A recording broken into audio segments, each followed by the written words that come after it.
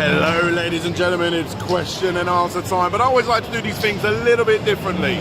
So, I am at the EAG International Arcade Expo. I wanted to do this thing for quite a time, but it's very much a business-to-business sort of thing, you know, telling bowling alley owners and arcade owners and amusement park, theme park owners, anything like that, what arcade machines are up and coming. But it's not all about arcade, a lot of it's about redemption, that sort of thing. Well, regardless, today we're going to review this event, see what 2019 arcade, the future of 2019 arcades looks like, and yeah, I'll answer some Patreon questions whilst we go around. Let's do this.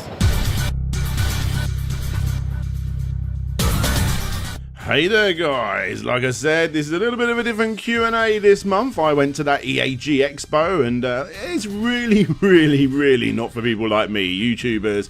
There's no general public here, there's lots of business guys sitting down, having meetings, talking about what amusements they could bring, and you're seeing people there give high fives because they just made a sale. It's very different, but it was still quite exciting to go to. There was a hell of a lot of penny pushers, like that one there. What is that?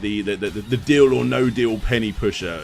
Yeah, this one. It's like, and you put that branding on anything and you can turn it into a penny pusher. It's all very odd, but yeah, this is what's going on here, and I thought I'd answer some Q&As as well as showing you some of the highlights that from the show. Well, not necessarily highlights, just what was at the show. You guys get a good feel of what's at there. Like this, look at this. I'd never seen one of these before. The giant prize pod. So, as you can see, Mickey Mouse is attached to that one string, and what you've got to do is push the button at the exact right time to basically cut the string, and you win the prize. And no matter how much we tried, we couldn't get it. We was on this for so long. You see that? You just have to cut it at the right point. It's literally impossible. I'm sure it's rigged because you just cannot get that wire. The guy in the background you can see there, that's Ryan from Numskull Designs, the guys that sent me over the Pac-Man machine. He was there, and obviously GamesYouLoved, Chris over at GamesYouLoved, so shout out to those guys. But yeah, let me answer a question while you watch me me and Chris and everyone just completely fail at this. So yeah, the first question comes from Todd Pulfo G that asks, what has been your biggest challenge since going full-time with YouTube? Honestly, it's really getting your head into the mindset of you know, just coming in here and working. It's so hard, just constantly trying to, right, I've got to sit down, I've got to get this video done. It's very hard, it's very easy to, like, you know, lose track of time, and before you know it, it's like 2 or 3 and you're like, oh my god, I haven't really done as much today as I wanted to get done. But I'm slowly getting better. I'm still managing to get out about 2, sometimes even 3 videos a week of the typical high quality, well, I like to think high quality. So yeah, it's getting there. It's just sometimes I've had to do some personal overtime to get them out. So that's probably one of the biggest challenges for me. Okay, so moving on, we're going to go around this same area where that that machine that, you know, doesn't let you win the prize is. And what I'll do is I'll answer another one. This one's from Looser Softail, who asks, have you ever played any of the old Mech Warrior games for PC? And the answer is no. No, I haven't. I haven't at all. Do you like that? Right there, where you're actually shooting the screen with the balls? Oh, that's pretty cool. There's a lot of machines that did similar stuff to that. But no, Lusa, honestly, no, never ever played the Mech Warrior games. And you know what? It's actually, you know, all different, like, complete histories based on that sort of thing. It has been asked for quite a bit. So, you know, now I am full-time. Maybe I'll actually be able to you know, spend a little bit of time, more time on that sort of stuff. Okay, so as I continue to work my way around this area here that's selling loads of different arcade games and stuff, all very much refurbished stuff, I was quite surprised at how cheap some of this stuff was. I mean, obviously, yeah, there's Temple Run there, which isn't exactly exciting, but look at that Guitar Hero Arcade for $1,295. I mean, I don't think that seems too much money, if I'm honest. But anyway, yes, let me answer another question. This one comes from June. How often do you play, get new favourite games from doing your history videos, as in games you've never played before, but getting the chance to whilst making these videos or such? So yeah, I mean, it does happen. I mean, not necessarily favorite games. I played a lot more Metroid games than my, the typical Prime and obviously, Super Metroid and stuff like that when I made the Metroid video, and that's one of the reasons it took so long. So yeah, I mean, they're fantastic games as it is. I am starting to look into possibly doing a Wonder Boy / Monster Boy video or complete history video of that. So I'm playing through quite a few games of that at the moment just to get my head in the right space before I really start putting, pen to paper, which is normally how I do my videos. So yeah, I mean, I'm loving that, but I always knew I would. But there are still certain games in that series that I've never played, including the, the very, very new ones. That new Monster Boy game for the Switch is very, very good. Although I think I've actually got to a point in the game where I think I've glitched it. Well, I died at the wrong point before hitting a checkpoint, and now it just keeps. I can't get out of this area, which is really, really annoying. I need to look at a walkthrough or something to see if that's the case. But I mean, yeah, it happens from time to time. What else? What else can I think of? I mean, yeah, I played a lot more about. I only ever really dabbled with Rail Chase in the past, but I really, really liked playing the Rail Chase games when I did the video about Rail Chase. And I'm just having a look down. I mean, obviously, things like the Shikondo review, that was just something that I bought for myself, so I knew I'd like that anyway.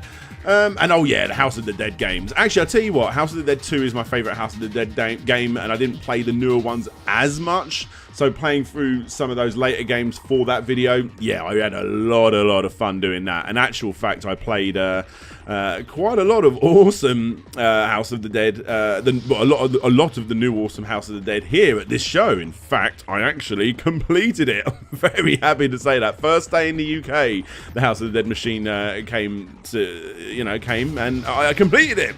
Me and Chris at GamesYouLoved fully went through the game, and well, I suppose what I'll do is, instead of showing you these awful ticket redemption games, I've not got anything against ticket redemption games if they're good, but look at how bad this one is. It's just so rubbish. Imagine putting money in and having to play this. Is awful. But yeah, instead of showing you these crappy games, and I mean, I suppose penny pushers aren't crappy games. And I'll tell you what, you just saw those Pac-Man ones earlier. Pac-Man is a hardcore gambler. He is on everything he shows. They completely push out Pac-Man to anyone. Yeah, I mean, look how rubbish this is. Let me show you the Sega booth, because that's a lot more exciting. So here it is, the Sega booth. Pretty much probably they had the biggest presence there. Namco, I suppose, come in a close second. It's so businessy. Look, you can see there the figures you'll earn if you have this particular machine over this particular machine, But for me, it was all about coming and checking out the House of the Dead Scarlet Dawn machine. My God, this game, guys, it's so good. Like, it's pushing up there to be one of the best, if not the best. It does this thing, so when they actually lunge towards you, you actually get a puff of air hit you in the face, so it actually does throw you back. There's just so much about that game I love. It's so good. But then, obviously, yeah, like I say, there's a lot of ticket redemption stuff. Hate it if you will, but it obviously sells and it obviously does well. You got the hot races there, which I'm pretty sure looks like a reskin of that Sonic mobile game that you see about. Now, this was a massive pleaser for me. So, the Let's Go Island game. So, this is actually not a new game. I think it's about 10-15 years old. But as you can see, it's using that sort of rail chase mechanic. They've added that into it now. So, this is like a new cabinet for an old game. My God, I practically completed this as well, guys. I remember playing it originally in the arcade to get to a point. I never finished it, but I carried on from someone's go here and got to the end. It's so good. Brilliant. I wish they'd bring this to the homes. You saw random ticket redemption game. So this is a weird foosball thing. Look how incredibly advanced they're going here. You got these girls that Sega obviously hired to look pretty and play the game. But it's so advanced. I mean, these sort of games don't really interest me, but look at how this is incredible. It just blew me away about how much technique or I suppose luck is there. Wheel of Fortune ticket redemption games. I mean, yeah, it looks beautiful, but probably the most basic thing I played throughout the whole show. You just pull a wheel and then some woman claps at you. Yeah, you've won 15 tickets. It's pointless.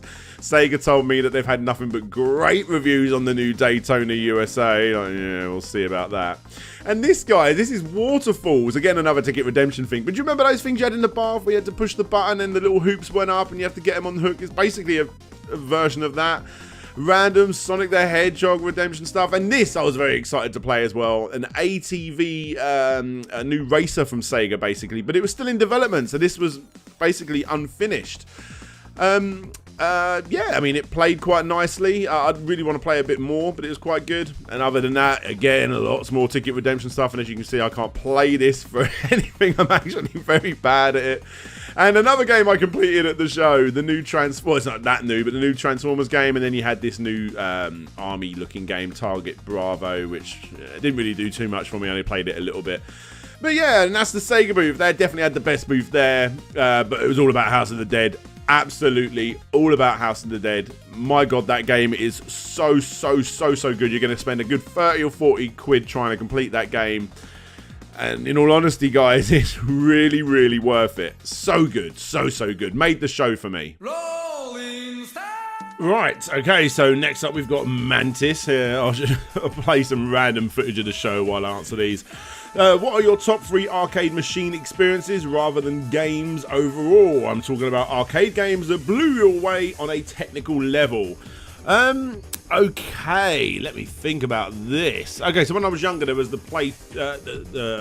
Play Choice 10 machine, I think it was, the Nintendo machine where you basically were like NES games. That blew me away because I was, you know, almost bringing the home experience into the arcade. As a kid, I actually quite enjoyed that. One of my the local pub that my parents went to at the time, yeah, had one of those machines, and I played on one of those. Obviously, Dance Dance Revolution, the game itself is incredible, but the actual machine is fantastic.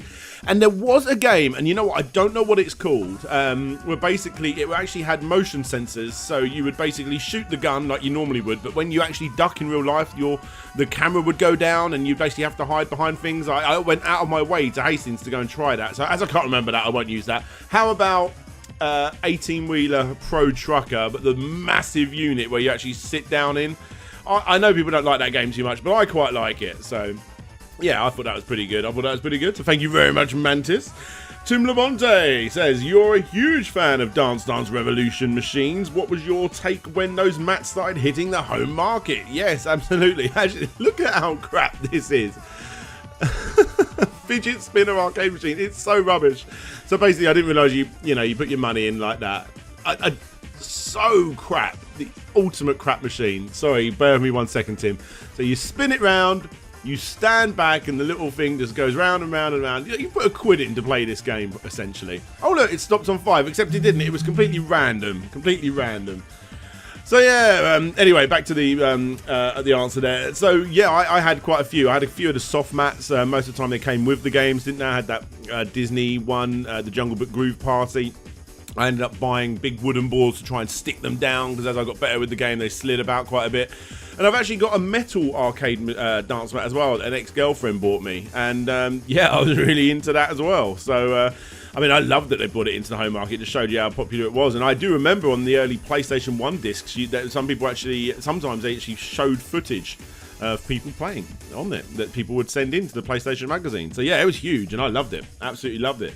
So obviously you saw Tomb Raider there back there, and it was fine, nothing too much. So this is cool. Cruisin' Blast is a Nintendo over-the-top arcadey game, and I hadn't heard of it before. It's not new, but I hadn't heard of it before, and it was really good. It seems so Nintendo.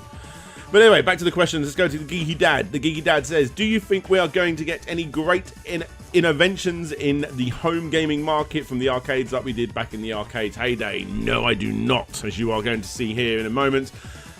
Well, it looks like we're still bringing it in. The arcades are basically just replicating what everyone's doing at home, and VR is huge. So many VR units there. You'll see in a minute that there was even Beat Saber there, and I looked at it. Unfortunately, I didn't get to play it because it stopped working. But all they are just basically Vive headsets, like dangling there, and it's just a bit like, what?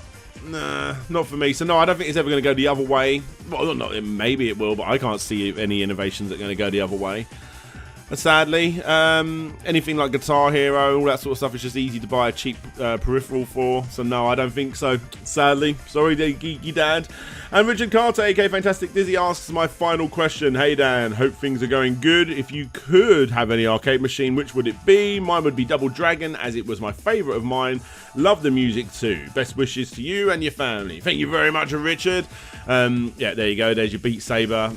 doesn't play as well as it plays at home, apparently, from the people that played it. But like I say, it stopped working by the time I went to it, so that's something for you. But no, for me, it would have to be a big DDR machine. Other than that, because everyone knows that's going to be the answer, I don't know, something really obvious and cool. Something like maybe an Outrun arcade cabinet. But still, I think I would actually prefer the Outrun 2 or the Outrun SP or whatever it was called, arcade versions, because I love those. But yeah, DDR is always going to win. So there you go. Anyway, guys, thank you very much for watching the video, and I hope you liked it. I'm going to end the video now on me playing, which I think is one of the most stupid things going, virtual bowling. I mean, most of the time these arcade machines are at bowling alleys, so I can't imagine they're going to take this on, but I found this so weird that this even existed, and it was so easy. Just throw the ball, you get a strike. I tried it about 3 times, got a strike every single time. Yep. So anyway, guys, if you want to support the show, then, you know, you can do that by clicking the link that you see on the screen, as all of my patrons have done, and thank you all so much for your support. And, yeah, I'll see you at the weekend for the next big video.